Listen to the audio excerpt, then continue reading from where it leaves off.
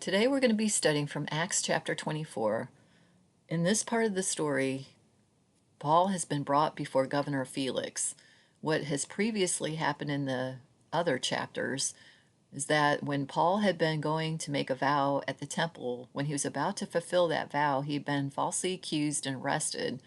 He had been put in prison. He had been taken out to make his defense, and he was brilliant with having talking to the Pharisees and Sadducees about the resurrection. He knew that there were differences in what they believed in. Pharisees believed in a resurrection. The Sadducees didn't believe in the resurrection or angels or any of that. And so because of that, there ended up being a big dispute between the two groups, and Paul had to be taken back into the barracks. And then a group of over 40 men had taken a vow not to eat or drink anything until they could kill Paul, and they asked the Sanhedrin to allow Paul to come back under false pretense that he's going to, they're saying just ask for him to make more of a defense, knowing that it was just a plot, that the people were going to kill him as he's being transported from the barracks to the Sanhedrin.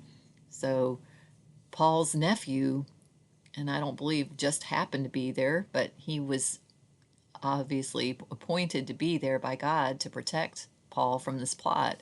And this nephew was brought to the commander, and the commander listened to what this nephew had said, that he had heard about this plot. And so the commander, Lysias Claudius, ends up writing a letter to Felix saying what is going on with this Paul, with this prisoner, and asks for him to be involved in this.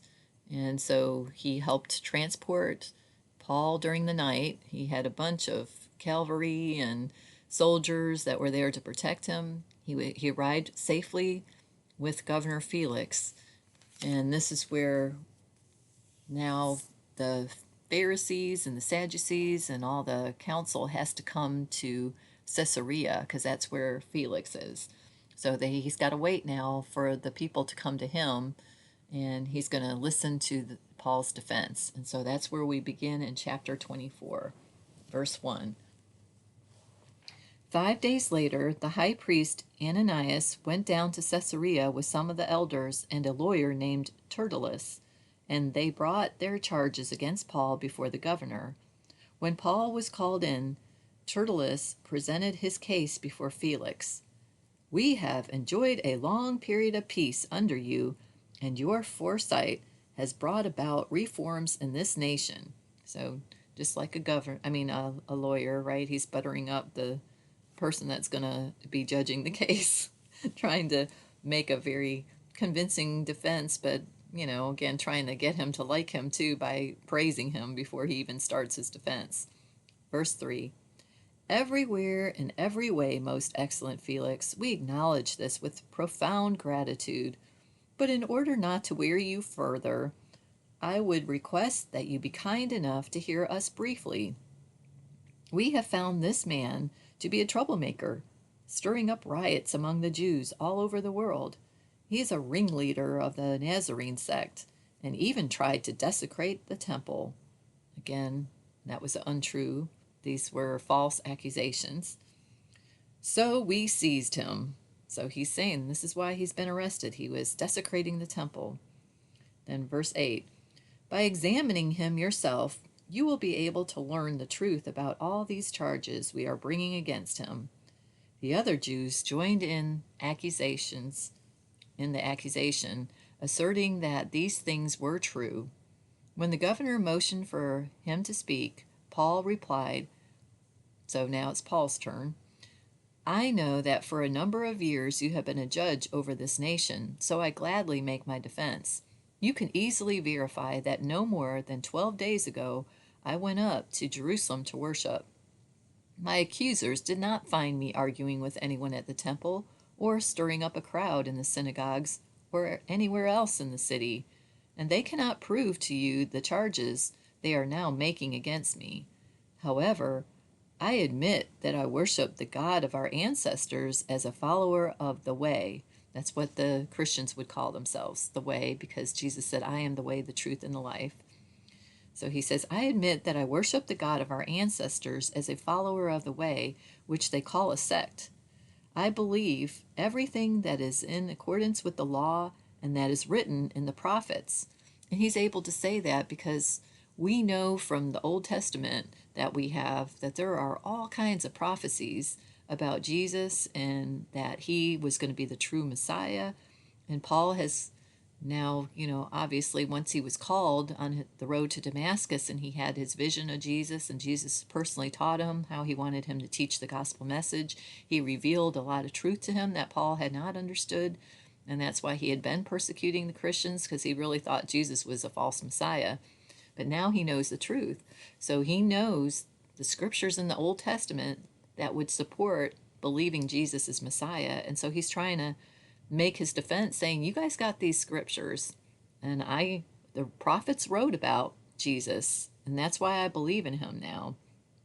So he says, I believe everything that is in accordance with the law and that is written in the prophets, and I have the same hope in God as these men themselves have, that there will be a resurrection of both the righteous and the wicked. Now we're going to talk for a second about this resurrection of the righteous and the wicked. So Paul is acknowledging there's going to be both a resurrection for righteous people and wicked people. There's a lot of debate, and actually I'm not sure that how many people would agree with what I've found from the scriptures, and I can only teach what I've studied myself. But it seems to me that there's going to be a lot of people agree that are believing in a 1,000-year reign, that there's two resurrections. However, this is where I say, though, and I'm not sure that I have a whole lot of people that agree with me, that when that final trump is blown, all the dead in Christ will be raised, both righteous and wicked. The difference is the righteous will rise up into the air to end up going and standing before the throne and getting their white robes and coming back on the white horses that we see in Acts chapter 19, versus the wicked, I believe, have been resurrected and are standing on the earth, that they're awaiting for Jesus to put his feet on the Mount of Olives and fight in that battle. And then when that battle's over, Jesus is gathering the nations, and he's going to be judging on his throne. In Matthew 25, we see a separation of both the righteous and the wicked. The righteous are the resurrected. It's us that are getting our rewards. We're told, hey, enter into the kingdom. You fed me, you clothed me, you took care of me. He said, you deserve to be in my kingdom. And so there will be, and you can see this even in Revelation chapter 11, when Jesus comes back in 11:15 at that last trumpet. It says he's gathering the nations and he's rewarding the saints and the prophets and those who had been good, but he's also destroying those who were wicked and had destroyed the earth. And so I look at the sheep as being the righteous resurrected, the goats as being the wicked resurrected, because when you read in Matthew 25, when you get to the end of that chapter, he's talking to the goats and saying, you're going to be cast into outer darkness where they'll be weeping. And, that's what he's doing at that time. I don't believe he would be doing that with the wicked that he was fighting against in the Battle of Armageddon. He would have wiped them out, like they would have been killed, and they're going to be in that second resurrection.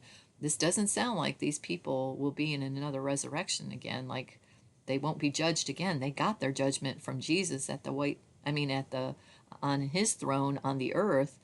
The second resurrection that's at the white throne after the 1,000 years is, I believe, being done by God the Father. When Jesus hands over the kingdom to God, when he's destroyed Satan and death, it says he's going to hand the kingdom over to God. And we can see that in 1 Corinthians chapter 15. He talks about that the last enemy to be destroyed will be death, and then he's going to hand the kingdom over to the Father. So I believe that's why with the second resurrection after the 1,000 years, God himself is the one that's judging the people, where the books are opened, and it's both the righteous and the wicked again, that you've got both groups, because you've got the righteous that remain true to Jesus. They did not get involved in this attack that when Satan's released after the 1,000 years, he's going to try to gather all these people from all over the world to go fight against Jesus and overthrow him. But God had said he's not going to allow any more war to go on.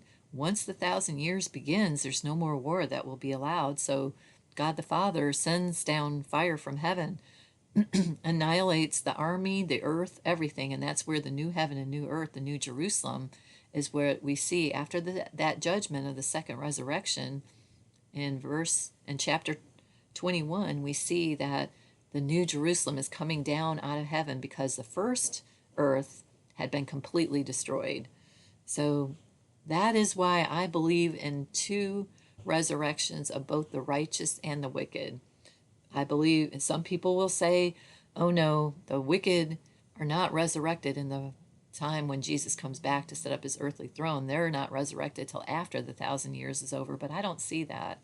So again, people have to study the where it talks about, where Jesus talks about the resurrection, where you see the timing of all this stuff, and you'll have to decide for yourself.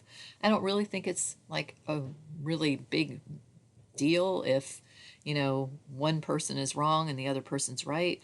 The problem that I see with delaying the resurrection of the wicked when Jesus comes back is that all those saints that had been beheaded under the altar in Revelation chapter 6 had been asking, Lord, when are you going to take vengeance? And he says, you got to wait a little bit longer, and also in the church at Thessalonians, in 2 Thessalonians chapter 1, they're asking kind of the same thing, like, hey, we're going through a lot of persecution. When are you going to take judgment on these people? And Paul says that God's going to hand out wrath to those people that were persecuting the Thessalonian church, from a long, we're not talking about tribulation saints anymore under the altar. We're talking about people that were alive during the first century. According to Paul, it says that God is going to take wrath upon them when he comes back, when the final trumpet is blown, when he's setting up his earthly kingdom. So I don't see this big delay. It just doesn't seem fair that, at least to me, and again, God can do whatever he wants, but, if these people had been murdered and, they had all this stuff, persecution they've gone through, to have to wait to see justice done to those people till after the millennium's over, it just doesn't seem like that's the way God would do things. But again, I don't think it's a big deal, but it's something that you can try to study on your own. Okay, so we're going to pick up in verse 17. Oh, no, 16.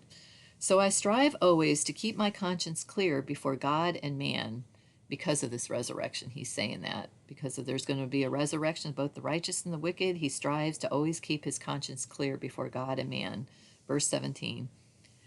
After an absence of several years, I came to Jerusalem to bring my people gifts for the poor and to present offerings. This was after Agabus had predicted there was going to be a famine, a severe famine in Jerusalem. All the churches where Paul was in Turkey and some of the areas that were further away had been sending gifts to Jerusalem to help support these Christians. And even if they had additional stuff, they would have been willing to help some of even the people that weren't believing in Jesus. But that's what Paul had been there for. That's what he's referring back to, that after it had been being gone for several years, he comes to Jerusalem to bring these gifts to the people at the church at Jerusalem. Verse 18, I was ceremonially clean when they found me in the temple courts doing this. So that's when he got arrested. After he brought the gifts, he had taken this vow, and they falsely arrested him for these charges, and that's what he was doing. That's why he came back to Jerusalem, was to bring these gifts. But they warned him that there's a lot of people that are going to come against you. We think you need to take this vow so that you'll be safe. Well, the vow didn't keep him safe. God had a plan. He wanted him arrested. And when we try to thwart God's plans, God's way is going to happen. So Agabus had predicted that Paul was going to be arrested when he went to Jerusalem, and no matter what they tried to do, he was arrested anyhow, even after trying to take this vow to keep that from happening. So he goes on to say, I'm going to go back to 18, I was ceremonially clean when they found me in the temple courts doing this. There was no crowd with me, nor was I involved in any disturbance, but there are some Jews from the province of Asia who ought to be here before you and bring charges if they have anything against me. Because those were the ones that stirred up the problem. When he was at the temple, it was these people that came from the area where he had been, the Jews that were from there, that actually stirred up the problem and started making these false accusations. They don't happen to be here at this trial before Felix. So Paul's looking at the crowd and saying, hey, where are these people that caused all this problem? And they're supposed to be making these charges against me because they're the ones that brought them in the first place, and they're not even here. Okay, verse 20. Or these who are here should state what crime they found in me when I stood before the Sanhedrin, unless it was this one thing I shouted as I stood in the presence. It is concerning the resurrection of the dead that I am on trial before you today. Then Felix, who was well acquainted with the way, adjourned the proceedings. When Lysias the commander comes, he said, I will decide your case. So he's going to wait for Lysias Claudius to come, the commander that wrote the letter to Felix. He's saying, I'm going to wait for him to come so that he can help me decide what to do with this thing. Like, he was confused, like, what am I supposed to do with this situation? He knew some of the doctrines from the way, but he's like, what in the world? How am I supposed to handle this? So he's going to wait to hear what Lysias Claudius has to say. Verse 23. He ordered the centurion to keep Paul under guard, but to give him some freedom and permit his friends to take care of his needs. Several weeks later, Felix came with his wife Drusilla, who was Jewish. He sent for Paul and listened to him as he spoke about faith in Christ Jesus. As Paul talked about righteousness, self-control, and the judgment to come, Felix was afraid and said, That's enough for now. You may leave. When I find it convenient, I will send for you. Okay, so we're learning several days later that Felix is allowing his wife, who's Jewish, maybe he was thinking she can help me figure out what I need to do about this case, because she's very familiar with the Jewish law, and so she's listening to Paul make his defense and speak about faith in Christ and all that he believed about what was causing this whole thing about this resurrection. Obviously, Paul was getting to speak to her as well as Felix again about this. But as Paul's talking about this resurrection, what's going to happen, and how there's going to be a judgment to come, Felix is getting afraid. He's like, "Ooh, man, I'm not going to be right when that final trump is blown." See, I really think Paul was speaking about when Jesus comes back the second time. He's not talking about after 1,000 years that the wicked are going to be judged. I think that's why Felix is afraid. Whatever Paul is saying about the resurrection, he was thinking, ooh, I'm not going to be right. I'm not going to be one of the righteous. I'm going to be one of the wicked. And there's going to be judgment for both. And I know which side I'm going to go on. I'm not going to get the rewards. I'm going to be the one that is going to be condemned. So he says, that's enough. I don't want to hear any more for now. I'll send for you when it's convenient. Maybe, again, when Lysias gets there. Okay. But, we're never told that Lysias did come. And we're going to hear how this happens, that what Felix is thinking during this time, that he's letting Paul remain in prison, even though he doesn't have a reason as to why he thinks that he should be remaining in prison. In verse 26, it says, at the same time, he was hoping that Paul would offer him a bribe, so he sent for him frequently and talked with him. So that was his motive of wanting to hear more about what Paul said. Even though it scared him the first time that he heard from him, he's frequently going to ask him to come, hoping that eventually Paul's going to say, why aren't you letting me go? Here, I'll give you this much money if you'll let me go. But Paul wasn't going to do that. God had a plan for him. But look how long it's going to take. Remember, Jesus had appeared to Paul and said, you're not going to stay here. I'm going to have you go to Rome. You're going to have to witness before the people in Rome about me. Okay, so listen to how long he's in this prison before things are going to move along. God's timing sometimes doesn't happen when we think it should.